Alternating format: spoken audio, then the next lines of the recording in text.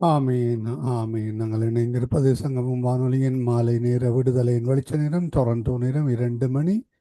இந்த வேளையிலும் யூகே நேரம் மாலை 7 மணி. இந்த வேளையிலும் எங்களுடன் தேவ ஊழியர் பாஸ்டர் ஆண்டனி சிலே இப்ராஹாம் அவர்கள் பிரைம் மினிஸ்டர் சார்பாக லண்டன் யூகேயிலிருந்து இணைந்திருக்கிறார். கத்தடி வார்த்தைகள் எடுத்து வந்து விதைக்க ஆயத்தமாய் வந்திருக்கிறவரை பரிசுத்தாவியான வருவானே வழி நடத்துவாராக. வார்த்தைகளுக்காக காத்திருக்கிறோம், பெற்றுக்கொள்வோம். கத்திரதாமை வழி நடத்துவாராக. ஆமேன். வேளையில் உங்களிடம் ஒப்படைக்கிறோம் பாச வழி நடத்துங்க. ஆமேன். God bless. ஆமென்.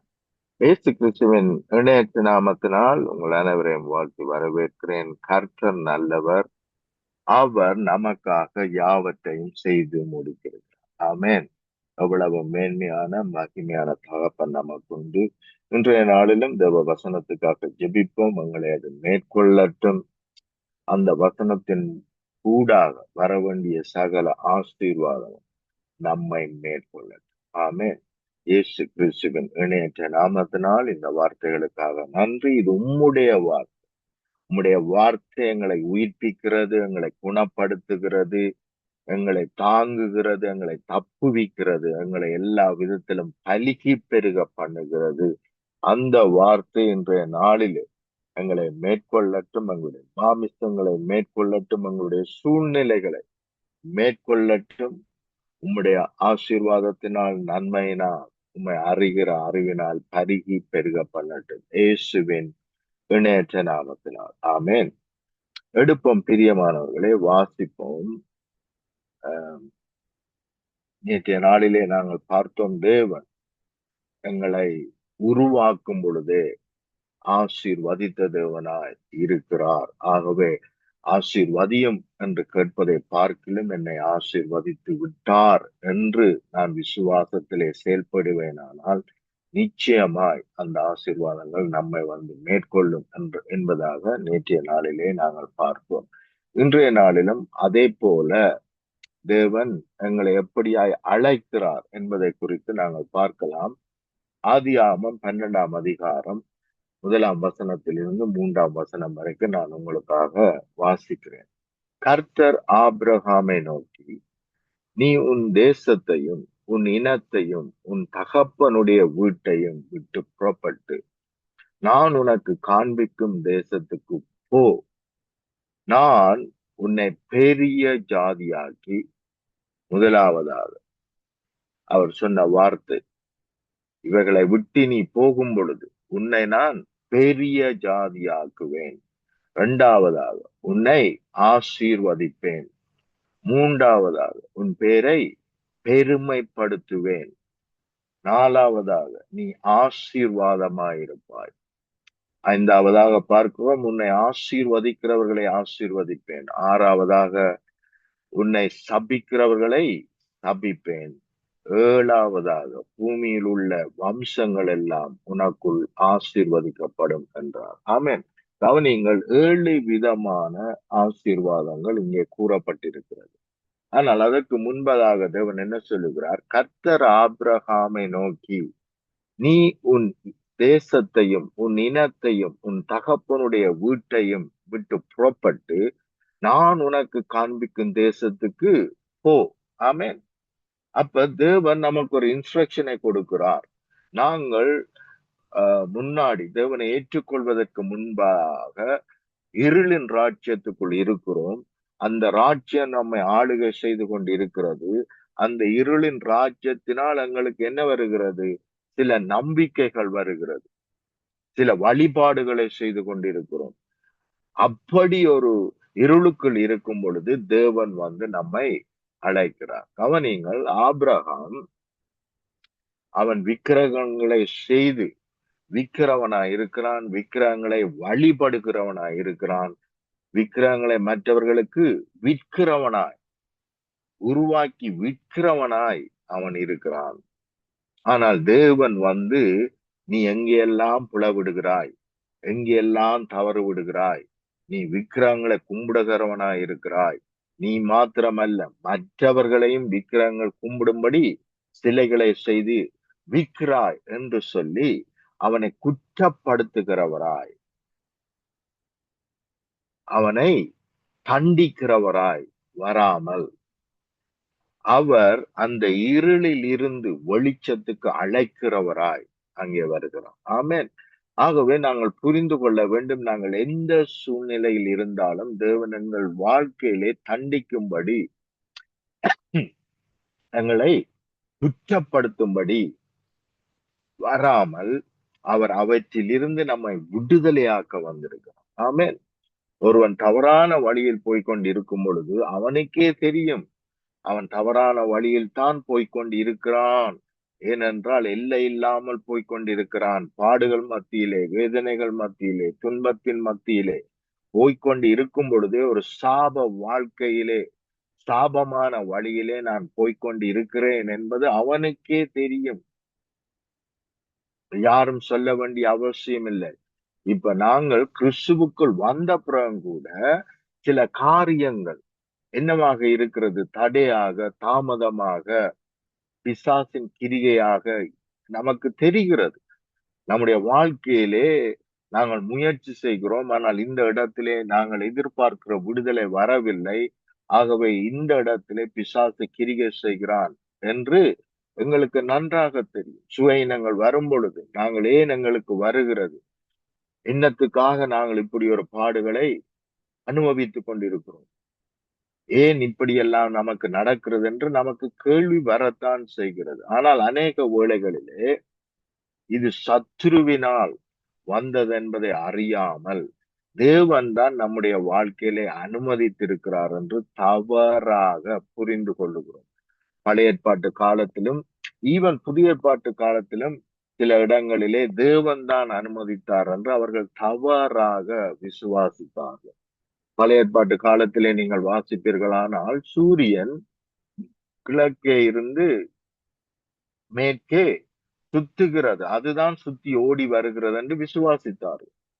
ஆகவேதான் யோசுவா என்ன சொன்னான்? சூரியனே நில் என்று சொன்னான். ஏனென்றால் பூமி சுற்றுவதனால் தான் இரவு பகல் உருவாகிறது என்பதை அறியாதவர்களாய் அந்த நாட்களிலே இருந்தார்கள். பூமி தட்டை என்று நினைத்தார்கள், உருண்டை என்று அவர்கள் நினைக்கவில்லை. ஆகவே காலையில் எழும்பி பார்க்கிறார்கள், சூரியன் கிழக்கே இருக்கிறது. மாலையில் பார்க்கிறார்கள், சூரியன் மேற்கே போகிறது. ஆகவே சூரியன் தான் சுத்துகிறது. ஆகவே சூரியனே நில் என்று சொன்னார். நீங்கள் பிரசங்கியிலே நீங்கள் பார்ப்பீர்களானால் இதே காரியத்தை நீங்கள் என்ன செய்யலாம்? வாசிக்கலாம். அங்கேயும் என்ன சொல்லப்பட்டிருக்கிறது? சூரியன் தான் சென்ற இடத்துக்கே மறுபடியும் வருகிறது என்று நாங்கள் பார்க்கிறோம். புலம்பலிலே நீங்கள் அதை வாசிக்கலாம். அப்ப கவனியுங்கள், இவைகளை அவர்கள் தவறாக அவர்களுக்கு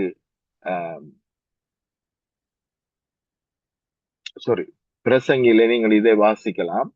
அப்ப அவர்கள் என்ன நினைக்கிறார்கள் என்று சொன்னால், காலையில எழும்புகிறார்கள், அது கிழக்கு பக்கம் இருக்கிறது, மாலையிலே அது மேற்கு பக்கம் போகிறபடினால் சூரியன் தான் என்ன செய்கிறது? சுற்றி வருகிறது என்று விசுவாசித்தார்கள். அதை வைத்துத்தான் பேசினார்கள். சாலமோன் இவ்வளவு ஞானத்தை பெற்றிருந்தாலும் பிரசங்கியிலே அவர் அப்படித்தான் சொல்லுகிறார், சூரியன் உதித்த இடத்துக்கே மறுபடியும் திரும்பி வருகிறது, எல்லாமே ரொட்டேஷனாய் நடந்து கொண்டே இருக்கிறது என்று அவர் சொல்லுகிறதை பார்க்கிறோம். ஆனால் அது உண்மை அல்ல. பூமி சுற்றுவதனால் தான் என்ன செய்கிறது? இரவு பகல் உருவாகிறது என்று நமக்கு தெரியும். ஆனால் அவர்களுக்கு தெரிந்திருக்கவில்லை.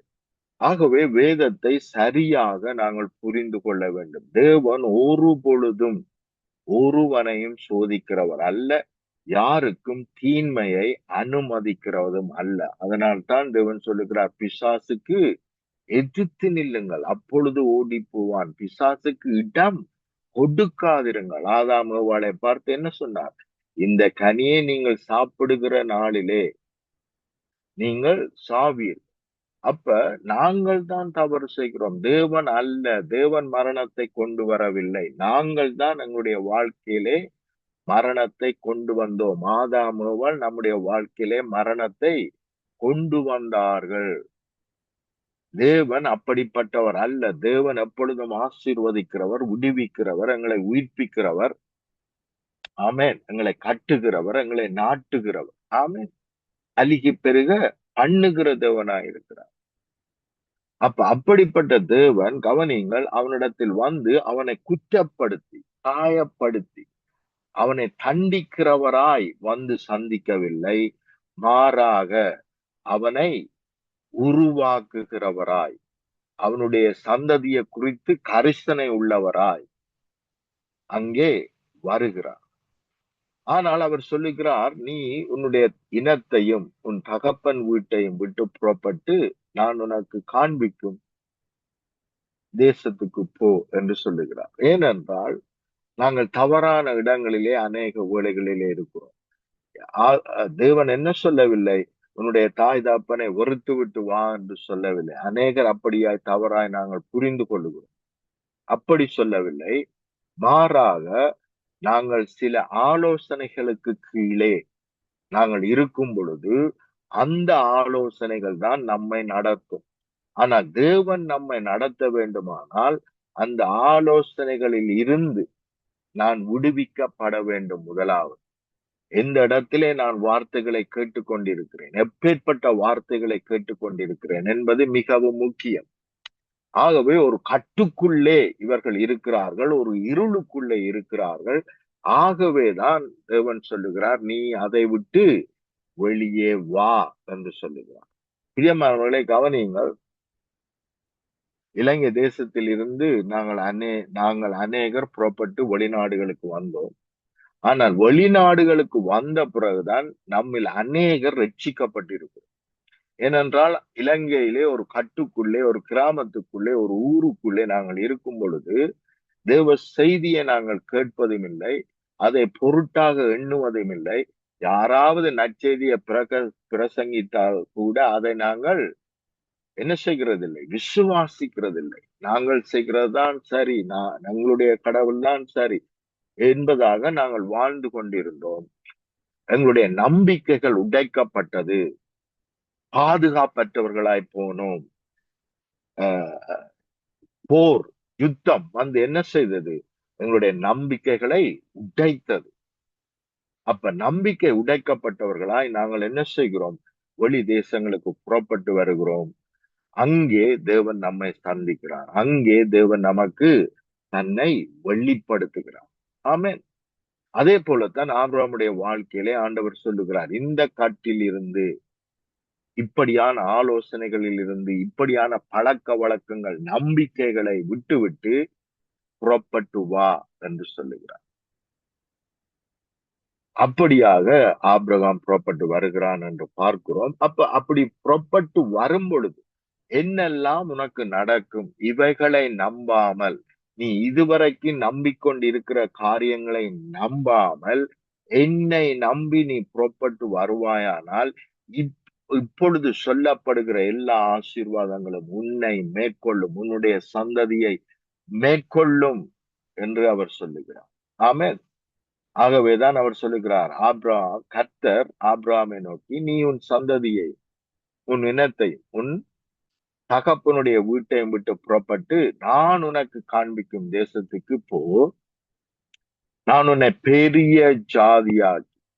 அப்ப தேவனுடைய திட்டம் என்ன, நாங்கள் இப்படியே வாழ்ந்து விட்டு போவதல்ல, நம்முடைய சந்ததிகள் எல்லாம் ஆசீர்வதிக்கப்பட்டிருக்க வேண்டும். தேவனால் என்ன செய்யப்பட்டிருக்க வேண்டும், தேவனால் மேற்கொள்ளப்பட்டவர்களாய், தேவனோடு வாழுகிறவர்களாய், தேவனுடைய சந்ததியாய் இருக்க வேண்டும் என்று தேவன் விரும்புகிறார். நான் உன்னை பெரிய ஜாதியாய், உன்னை ஆசீர்வதித்து. ஆமென்.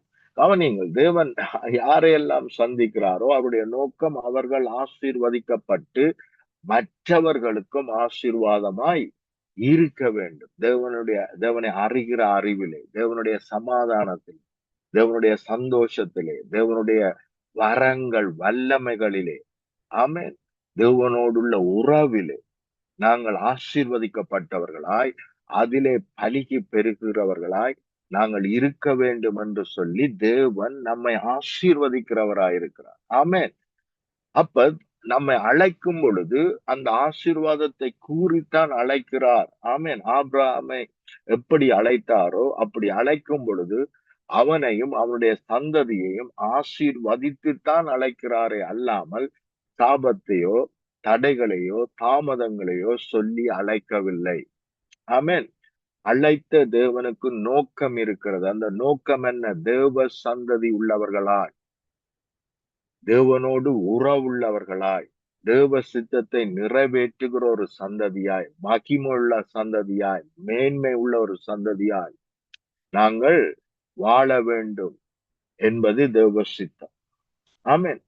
ஆசீர்வாதத்துக்கு குறைவே இல்லை. ஆபிரகாம் தேவனை சந்திக்கும் பொழுது, ஆண்டவரே என்னை ஆசீர்வதியும் என்று கேட்கவில்லை, தேவன் அவனை ஆசீர்வதிக்கிறார். ஆமென். இன்றைக்கு அநேக வேளைகளிலே ஆசீர்வதியும் ஆசீர்வாதம் என்று நாங்கள் ஜெபித்துக் கொண்டிருக்கிறோம். ஆனால் தெரிந்திருக்க வேண்டியது என்னென்றால், அவர் எங்களை அழைத்த பொழுதே எங்கள் மேல் ஆசீர்வாதத்தை கூறியிருக்கிறார். நேற்றைய நாளிலே பார்த்தோம், நாங்கள் உருவாக்கப்பட்ட பொழுதே அவர் நம்முடைய வாழ்க்கையிலே ஆசீர்வாதத்தை கூறியிருக்கிறார். ஆமென். அல்லேலூயா. உன்னை ஆசீர்வதித்து உன் பேரை பெருமைப்படுத்துவேன். பாருங்க, ஒரு நல்ல தகப்பனுடைய விருப்பம் என்னென்று சொன்னால், தன்னுடைய மகனுடைய பேரை பெருமைப்படுத்த வேண்டும் என்பது ஒரு நல்ல தகப்பனுடைய வாஞ்சை. அதைத்தான் தேவன் சொல்லுகிறார். அவன் கேட்கல, ஆண்டவரே என்னை ஆசீர்வதிப்பீரா, என்னுடைய சந்ததியை ஆசீர்வதிப்பீரா, என்னுடைய பேரை பெருமைப்படுத்துவீரா என்றெல்லாம் அவன் கேட்கல. ஆனால் இவருடைய வாஞ்சையை சொல்லுகிறார். இதுதான் என்னுடைய வாஞ்சை, இதுதான் என்னுடைய அன்பு, இப்படியாய் நீ இருக்க வேண்டும் என்று நான் விரும்புகிறேன் என்று அழைத்தவருடைய விருப்பத்தை சொல்லுகிறார். ஆனால் அநேக வேளைகளிலே நாங்கள் என்ன சொல்லுகிறோம்? ஐயையோ ஆண்டவரே, என்ன பெருமைப்படுத்த வேண்டாம் ஆண்டவரே, எனக்கு பெருமை வந்துரும் ஆண்டவரே. அவ்வளவு தவறான காரியம். தேவன் தான் என்னை ஆசீர்வதித்தார் என்று ஒருவனுக்கு தெரிந்திருந்தால் அவனுடைய வாழ்க்கையிலே பெருமை இருக்கவே இருக்க முடியாது. ஆனால் நான் தான் இவைகள் எல்லாவற்றையும் சம்பாதித்தேன், இவைகள் எல்லாம் என்னால் தான் நடக்கிறது என்று நினைக்கிறவன் தான் பெருமை பாராட்டுவான். ஆமென். நாங்களோ என்னதான் இருந்தாலும், எவ்வளவுதான் இருந்தாலும் தேவனை குறித்து பெருமை பாராட்டுகிறவர்களாய் இருப்போம். ஆமென். ஆனால் எங்களுடைய நாமத்தை பெருமைப்படுத்த வேண்டும் என்பது அவருடைய சித்தம், இது அவருடைய திட்டம். ஆமென். அப்ப நாங்கள் ஒரு அற்புதத்தை செய்தால், எங்கள் மூலமாய் ஒரு அற்புதம் நடந்தால், எங்கள் மூலமாய் ஒரு விடுதலை நடந்தால், நிச்சயமாய் அங்கே என்ன செய்கிறது? அந்த நாமத்துக்கு, உங்களுடைய பேருக்கு பெருமை வருகிறது. இன்ன பிரதர் இப்படி ஜெபித்தார், அதனால் எனக்கு இப்படி நடந்தது என்று நிச்சயமாய் அநேகர் சொல்லுவார். ஆனால் அதெல்லாம் உங்களுக்கு நடக்கக்கூடாது, கிடைக்கக்கூடாதுன்னு ஆண்டவர் சொல்லவில்லை. உங்களோடு தேவன் இருக்கிறார் என்பதை இந்த உலக ஜனங்கள் காண வேண்டும் என்று தேவன் விரும்புகிறார். ஆமென். உங்களோடு தேவன் இருக்கும் பொழுது இந்த வெளிச்சத்தின் இடத்திற்கு இருளில் இருக்கிற ஜனங்கள் எல்லாம் ஊட்டி வர வேண்டும், விடுதலை அடைய வேண்டும் என்பது தேவ சித்தம். ஆமென். ஆகவே என்னை தேவன் ஆசீர்வதித்தார். எனக்கு தேவையான வரங்கள், வல்லமைகள், அதிகாரங்கள், சுகங்கள், இவைகள் எல்லாம் என்னோடு கூட இருக்கிறது. ஈவன் தேவனே என்ன செய்கிறார்? என்னோடு கூட இருக்கிறார். ஆமென் என்று நான் விசுவாசிக்க வேண்டியது அவசியம். அநேக வேளைகளிலே தேவனை விட்டு என்னையும் தேவனையும் இணைக்காமல், இணைத்து பேசாமல், செப்பரேட் பண்ணி நாங்கள் பேசுகிறவர்களாயிருக்கிறோம். தேவன் சொல்லுகிறார், நான் உன்னோடு கூட இருக்கிறேன், உலகத்தின் முடிவு பரியந்தமும் சதா நாட்களிலும் நான் உன்னோடு கூட இருக்கிறேன் என்று சொல்லும் பொழுது, நாங்கள் அநேக வேளைகளிலே அந்த வார்த்தையோடு இணைக்கப்பட்டு பேசாமல், நான் ஆண்டவரே, நான் யார் ஆண்டவரே, நான் ஒன்றுமில்லை ஆண்டவரே, நான் குப்பை ஆண்டவரே, நான் புழு ஆண்டவரே என்று நான் தவறாக தியானித்துக் கொண்டிருக்கிறேன். அவரோடு இணைத்துக் கொண்டு நான் பேசவில்லை. நான் பாவி ஆண்டவரே என்று நான் சொல்வேனானால் அவரோடு இணைத்து நான் பேசவில்லை.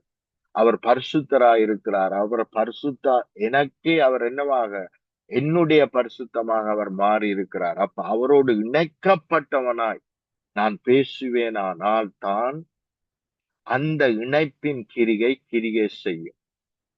அவரோடு இணைக்கப்பட்டவனாய் நான் என்னுடைய மனக்கண்களிலே பார்த்து தியானித்து அப்படியாக நான் பேசும் பொழுதுதான் அவைகள் என்னை மேற்கொள்ள முடியும்.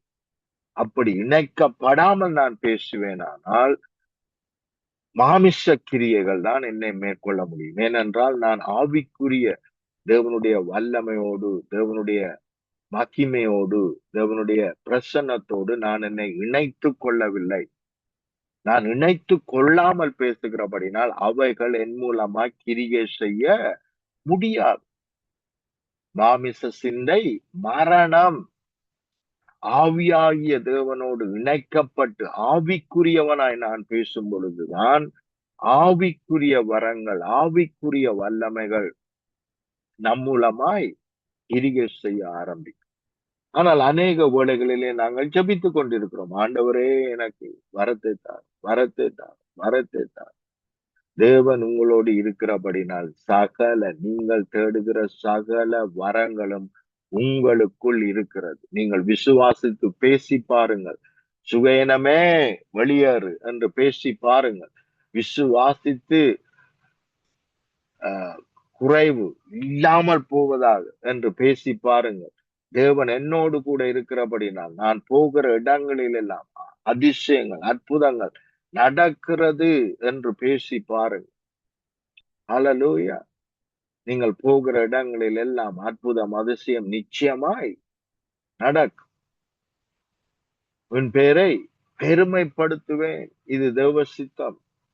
நீங்கள் விரும்புகிறீர்களோ விரும்பலையோ, தேவனுடைய வல்லமைகள், வரங்கள் உங்கள் மூலமாய் கிரியை செய்யும் பொழுது நிச்சயமாய் உங்களுடைய நாமங்கள் பெருமைப்படுத்தப்படும். தேவன் உங்களோடு இருக்கிறார் என்பதை எல்லா ஜனங்களும் காண்பார்கள். தேவன் உங்களோடு இருக்கிறார் என்பதை எல்லா ஜனங்களும் காண வேண்டும் என்பது தேவனுடைய சித்தம், தேவனுடைய திட்டம். ஜாத்ராமம், இந்த வார்த்தையை தேவன் எனக்கு கொடுத்தார்.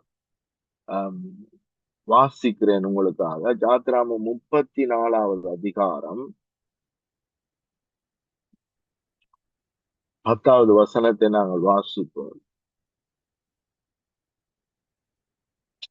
அதற்கு அவர், இதோ நான் ஒரு உடன்படிக்கையை பண்ணுகிறேன். பூமி எங்கும் எந்த ஜாதிகளிலும் செய்யப்படாத அதிசயங்களை கவனிங்க. இது சாதாரண வசனம் அல்ல. பூமி எங்கும் எந்த ஜாதிகளிடத்திலும் செய்யப்படாத அதிசயங்களை உன் ஜனங்கள் எல்லாருக்கும் முன்பாக செய்வேன். உன்னோடு கூட இருக்கிற ஜனங்கள் எல்லோரும் கர்த்தருடைய செய்கையை காண்பார்கள். இது தேவனுடைய சித்தம், தேவனுடைய விருப்பம். ஆமென். காண்பார்கள். உன்னோடு கூட இருந்து நான் செய்யும் காரியம் பயங்கரமாய். ஹல்லேலூயா. நான் உன்னோடு இருந்து நான் செய்கிற காரியம் பயங்கரமாயிருக்கு. பூமி எங்கிலும் இதுவரைக்கும் செய்யப்படாத அதிசயங்களையும் அற்புதங்களையும் உனக்கூடாக செய்வேன் என்பது தேவ சித்தம், தேவ திட்டம். ஹல்லேலூயா. ஆகவே எனக்குள் இருக்கிறவர் சாதாரணமானவர் அல்ல, மிகவும் பெரியவர் என்பதை அனுதினமும் நான் உணர வேண்டும். அனுதினமும் அதை நான் தியானிக்க வேண்டும். அனுதினமும் அதை அறிக்கை பண்ண வேண்டும். நாங்கள் அஜாக்கிரதையா இருக்கிறோம். உலகம் எப்படி இந்த அநேக காரியங்களை கண்டுபிடித்திருக்கிறது, அநேக காரியங்களிலே சக்சஸ்ஃபுல்லா இருக்கிறது. ஏனென்றால் அவர்கள் இரவும் பகலும் தியானிக்கிறார்கள் அதை குறித்து. ஆனால் நாங்கள் அப்படி செய்வதில்லை. ரைட் சகோதரர்கள் என்ன செய்யவில்லை? உடனடியாக பிளைட்டை உருவாக்கி பறக்கவில்லை. மாறாக எத்தனையோ முறை அவர்கள் தங்களுக்கு சட்டைகளை கட்டி உயரமான இடங்களில் இருந்து பறப்போம் என்று சொல்லி அங்கிருந்து ஜம்ப் பண்ணி விழுந்து கைகளை உடைத்து கால்களை உடைத்து இப்படியெல்லாம் பல முயற்சிகளுக்கு பிறகுதான் அவர்கள் சரியாக செயல்பட அல்லது உருவாக்க ஆரம்பித்தார். அப்ப அதே போல நாங்கள் தேவனை நம்பி இயேசுவின் நாமத்தினால் இல்லாமல் போவதாக, விடுதலை உண்டாவதாக, சுகம் உண்டாவதாக என்று ஜெபிக்க ஆரம்பிக்க வேண்டும். ஒருவேளை முதலாம் தரம் 2ஆம் தரம் ஜெபிக்கும் பொழுது எதுவுமே நடக்காதது போல தோன்றலாம். ஆனால் தொடர்ச்சியாக வார்த்தை உண்மை உள்ளது, சொன்னவர் உண்மை உள்ளவர். ஆகவே அதற்கு தேவையான சகலத்தையும் அவர் ஏற்கனவே செய்து முடித்து விட்டார் என்று விசுவாசித்து மறுபடியும் மறுபடியும் அந்த நம்பிக்கையிலே நான் பேசுவேனானால் பிசாசினால் எதிர்த்து நிற்க முடியாது, அவன் ஓடிப்போம். ஆமென். ஆனால் நான் முயற்சி செய்யும் பொழுது பிசாசு சில ஃபெயிலியர்களை கொண்டு வருவான். ஏனென்றால் அதை நான் விசுவாசிக்காதபடி சில தடைகளை, தாமதங்களை கொண்டு வர முடியும். ஆனால் அதை நம்பி செயல்படாமல் நான் முயற்சி செய்தேன் பிரதர், 2-3 தரம் ஜெபித்து பார்த்தேன் பிரதர், நடக்கல பிரதர் என்று சொன்னால் நான் உண்மையாக என்ன செய்யவில்லை, நம்பவில்லை. எலியா கவனியுங்கள், அவன் சொல்லுகிறான், நான் சொன்னாலே ஒழிய மழை வருவதில்லை என்று சொல்லி 3 வருடங்கள் மழை வரவே இல்லை. இப்பொழுது மறுபடியும் தேவன் சொல்லவில்லை மழை உண்டாயிருப்பதாக என்று சொல்லி தேவன் மறுபடியும் எலியாவுக்கு சொல்லுகிறார், போய் ஜெபி, மழை வரும்படியா ஜெபி என்று சொன்ன பொழுது, ஏனென்றால் நீ சொன்னால்தான் நடக்கும், ஏனென்றால் நான் உன்னோடு கூட இருக்கிறேன். ஹல்லேலூயா.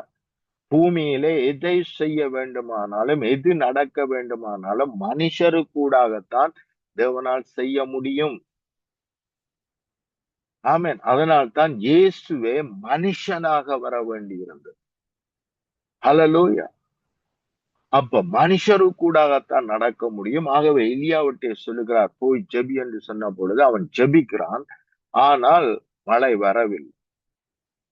அவனுடைய ஊழியக்காரன் வந்து சொல்லுகிறான், எந்த கருமங்களையும் என்னால் காண முடியவில்லை என்று சொன்ன பொழுது அவன் சொல்லுகிறான், இன்னும் 7 முறை நீ போய் பார். ஹல்லேலூயா. அப்ப 7வது முறை, அப்ப 6 முறை போய் பார்த்தும் அது ஃபெயிலியராகத்தான் தெரிகிறது, அப்படியாகத்தான் தோன்றுகிறது. ஆனால் 7ஆம் முறை போய் பார்க்கும் பொழுது அங்கே சின்னொரு கையளவு கருமகத்தை காண்கிறான். அப்ப கவனி, அப்ப சின்னொரு கையளவு தான் இருக்கிறது என்று எலியா நினைக்கவில்லை. பெரிய ஒரு மழை வருகிறது என்று அவன் சொல்லுகிறான். சிறிய கருமம் தானே, ஆகவே எங்கேயோ ஒரு இடத்துல 4 துளிதான் விழும் என்று அவன் நினைக்கவில்லை. மாறாக பெருமழை வருகிறது என்று பார்க்க. ஹல்லேலூயா. அநேக வேளைகளிலே தேவ ஆசீர்வாதங்களை நாங்கள் சின்ன ஆசீர்வாதம் என்று நினைக்கிறோம். இல்லை, இது பெரிய ஆசீர்வாதம், தேசத்தை நிரப்பத்தக்கதான் வருகிறது, மேற்கொள்ளுகிறது என்று பார்த்து பேசுவோமானால் அவைகள் நிச்சயமாய் நம்மை மேற்கொள்ளும். ஆமென். நீங்கள் 4வதாக, நீ ஆசீர்வாதமாயிருப்பாய். தேவன் நம்முடைய வாழ்க்கையிலே கூறிவிட்டார், நீ ஆசீர்வாதமாகவே இருப்பாய். ஆமென். ஆகவே சத்துரு சொல்லுகிற பொய்களை நம்ப கூடாது. 5வதாக, உன்னை ஆசீர்வதிக்கிறவர்களை ஆசீர்வதிப்பேன். ஹல்லேலூயா. ஆகவே நாங்கள் ஆசீர்வதிக்க கற்றுக்கொள்ள வேண்டும், எல்லாரையும் ஆசீர்வதிக்க வேண்டும். எங்களை ஆசீர்வதிக்கிறவர்கள் நிச்சயமாய் பல மடங்காய் ஆசீர்வதிக்கப்படுவார்கள். மாத்திரம் அல்ல, உன்னை சபிக்கிறவர்களை சபிப்பேன். சாபம் எங்கிருந்து வருகிறது? பிசாசினிடத்தில் வருகிறது. ஆகவே பிசாசின் கிரியைகளை உனக்கு விரோதமாக எழும்புகிற எந்த ஆயுதமும் வாய்க்காமல் போகும். பிசாசின் கிரியைகளை அழிக்கும்படிக்கே மனிதகுமாரன் புறப்பட்டு வந்தார். ஆகவே எங்களை சபிக்கும்படி முயற்சி செய்கிற பிசாசின் கிரியைகள் நிர்மூலமாக்கப்படும், அழிக்கப்படும். ஹல்லேலூயா. 7வதாக, பூமியில் உள்ள வம்சங்கள் எல்லாம் உனக்குள் ஆசீர்வதிக்கப்படும். ஹல்லேலூயா. எப்பேற்பட்ட மேன்மையான மகிமையான ஒரு ஆசீர்வாதத்தை தேவன் நம்முடைய வாழ்க்கையில கூறியிருக்கிறார். ஹல்லேலூயா. ஆபிரகாமுடைய வாழ்க்கையிலே மாத்திரமல்ல, ஆபிரகாமை அழைத்தது போலத்தான் நம் எல்லோரையும் அழைத்திருக்கிறார். இந்த ஆசீர்வாதங்களை கூறியும் இருக்கிறார். ஆமென். ஆகவே விசுவாசிப்போம், அதிலே பலிக்கு பெருகுவோம். ஆமென். ஜெபம் பண்ணுவோம். அன்பின் பிதாவே, இந்த வேளைக்காக உமக்கு நன்றி செலுத்துகிறோம். ஆபிரகாம் மூலமா ஈவன் நீர் சொல்லுகிறீர், பூமியில் உள்ள வம்சங்கள் எல்லாம் உனக்கு ஆசீர்வதிக்கப்படும் என்ற வார்த்தையின்படி இதை கேட்டுக்கொண்டிருக்கிற பிள்ளைகள், அவர்களுடைய எதிர்காலங்கள், அவர்களுடைய ஜெனரேஷன் முழுவதும் உம்மால் ஆசீர்வதிக்கப்பட்டிருக்கிறதற்காக நன்றி. உம்முடைய பிள்ளைகள் உமக்கென்று எழுந்து பிரகாசிப்பார்களாக, உம்மை அறிகிற அறிவிலே இன்னும் அதிகமாய் பெருகுவார்களாக, உம்முடைய சாயலாய், உம்முடைய ரூபத்தின்படி அவர்களை உருவாக்கி இருக்கிறீர். உம்முடைய குணாதிசயங்கள் அவர்களை மேற்கொள்ளட்டும். உம்முடைய அன்பு அவர்களை மேற்கொள்ளட்டும். நீர் அவர்களோடு கூட இருக்கிறீர். நீர் ஒரு பொழுதும் அவர்களை கைவிடுவதில்லை, விட்டு விலகுவதில்லை. உம்முடைய பிள்ளைகள் எல்லாரோடும் கூட நீர் இருக்கிறபடினால் உமக்கு நன்றி செலுத்துகிறேன். நீர் வெள்ளிப்படுவீரா, உம்முடைய மகிமை வெள்ளிப்படுவதா, உம்முடைய வல்லமை வரங்கள் வெள்ளிப்படுவதா, உம்முடைய குணாதிசயம் வெள்ளிப்படுவதா. இவர்களை காண்கிறவர்கள் உம்முடைய அன்பை காணட்டும், உம்முடைய வல்லமையை காணட்டும், உம்முடைய விடுதலையை காண்பார்களாக. பூமியில் உள்ள வம்சங்கள் எல்லாம் நமக்கு ஆசீர்வதிக்கப்பட்டிருப்பதாக இயேசுவின் இணையற்ற நாமத்தினால். ஆமென், ஆமென், ஆமென்.